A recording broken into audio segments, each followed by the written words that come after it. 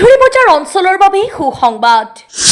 এতিয়াৰে পৰা উন্নত চিকিৎসাৰ বাবে যাব নালাগে হোজাই বা নগাঁৱলৈ, কিয়নো এইবাৰ আদৰ্শ জাতীয় বিদ্যালয়ত অধ্যয়ন কৰি অৰ্থাৎ অসম চিকিৎসা মহাবিদ্যালয় ডিব্ৰুগড়ৰ পৰা এজন অভিজ্ঞ সম্পন্ন MBBS ডক্টৰ চুলতান মাহমুদ নিউ মাস্তাক মেডিকেলত অত্যাধুনিক ব্যৱস্থা থকা চিকিৎসা সেৱা কেন্দ্ৰত প্ৰতিদিনে সন্ধিয়া 4 বজাৰ পৰা 8 বজালৈ উপস্থিত থাকিব।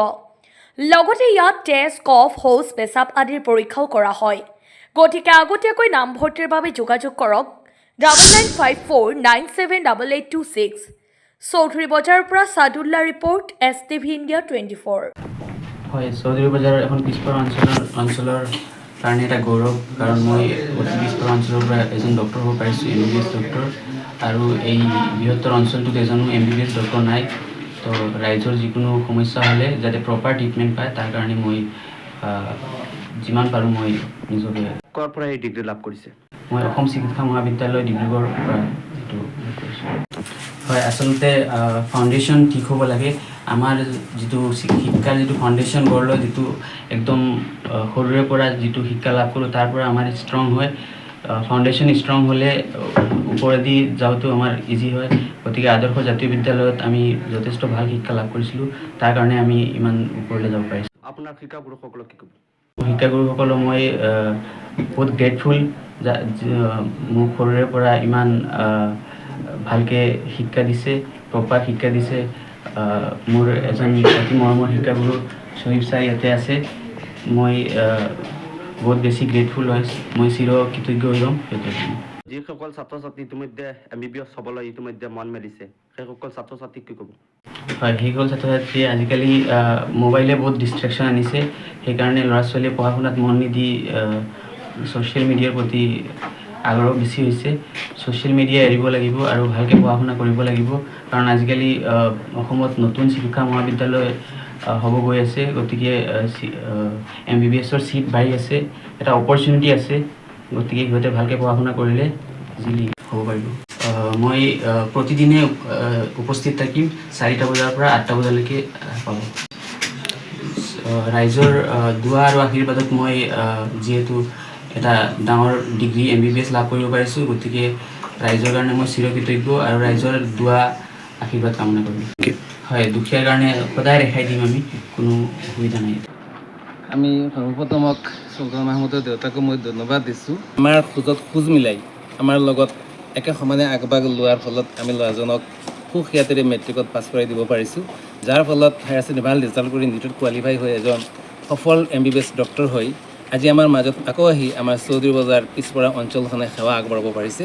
বৰ্তমান তেওঁ নিউ মাস্তাক মেডিকেল হলত সেৱা আগবঢ়াইছে। মই বৰ গৌৰৱবোধ কৰিছোঁ। আমাৰ আদৰ্শ জাতীয় বিদ্যালয়ৰ 3য় বেটছৰ এজন সুদক্ষ ডক্টৰ, আমাৰ প্ৰথম বেজৰ ডক্টৰ শফিকুৰ ৰহমান, আৰু এইজন হৈছে আমাৰ 3য় বেটছৰ এজন সুদক্ষ MBBS ডক্টৰ। এইখিনিতে মই এটা আহ্বান কৰিছোঁ, যিহেতু আমাৰ চুলতান মাহমুদ মোৰ অতি প্ৰিয় ছাত্ৰ আৰু এজন প্ৰিয় ডক্টৰ, গতিকে মই আহ্বান কৰিছোঁ বৃহত্তৰ চৌধুৰী বজাৰ এলেকাবাসী ৰাইজক, আমাৰ আদৰ্শ জাতীয় বিদ্যালয়ৰ চৌহদত আমাৰ চুলতান মাহমুদে বিনামূলীয়াকৈ এদিন এটা দেওবাৰে ডেট ফিক্সড কৰি বিনামূলীয়া সেৱা আগবঢ়াব ৰোগীসকলক।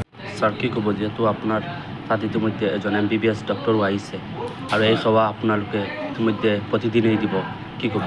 হয়, মইতো এইটো অঞ্চলত দীৰ্ঘদিন ধৰি সেৱা আগবঢ়াই আছোঁ নিউ মাস্তাক মেডিকেলত। 2001 চনৰ পৰা আজিলৈকে আছোঁ। অলপ দূৰত। 2001 চনৰ পৰা আজিলৈকে আছোঁ। আৰু বৰ্তমান মোৰ ল'ৰাৰ সমান মোৰ ভতিজা হয় ডক্টৰ চুলতান মাহমুদ। সিও মানে MBBS পাছ কৰি ডিব্ৰুগড়ৰ পৰা আহি এতিয়া কাৰ্বি আংলঙত চাকৰি কৰি আছে, আৰু ইভিনিং টাইমত তেওঁ মোৰ লগত এইটো অঞ্চলত মানে সেৱা আগবঢ়াব সন্ধিয়া 4টাৰ পৰা ৰাতি 8টালৈকে। এই অঞ্চলৰ বৃহৎ অঞ্চলত আচলতে উপযুক্ত এজন ডক্টৰ নাই, হস্পিটেলো নাই। এইটো সময়ত যে আমাৰ চুলতান মাহমুদে যে আহি ইয়াতে সেৱা আগবঢ়াব, এইটো অঞ্চলৰ কাৰণে বিৰাট এটা সুখবৰ, ভাল খবৰ। মানুহ বিপদত পৰিলে পটকৈ বুজাই যাব লাগে। এই বৃহৎ অঞ্চলত মানে হস্পিটেলো নাই, চৰকাৰী হস্পিটেল ইফালে গ'লে নীলবাগান যাব লাগে ডিৰেক্টলি, নহ'লে আৰু ডক্টৰো পোৱা নাযায়। ইয়াত যিহেতু চুলতান মাহমুদ আহিছে, এভৰিডে আহিব 4টাৰ পৰা 8টালৈকে। সেইটো সময়ত মানুহে, এইটো অঞ্চলৰ মানুহে চুলতান মাহমুদৰ খবৰটো পাব। আৰু এই অঞ্চলৰ বৃহৎ অঞ্চলৰ মানুহক মই আহ্বান জনাম এইটো কথা যে তেখেতসকল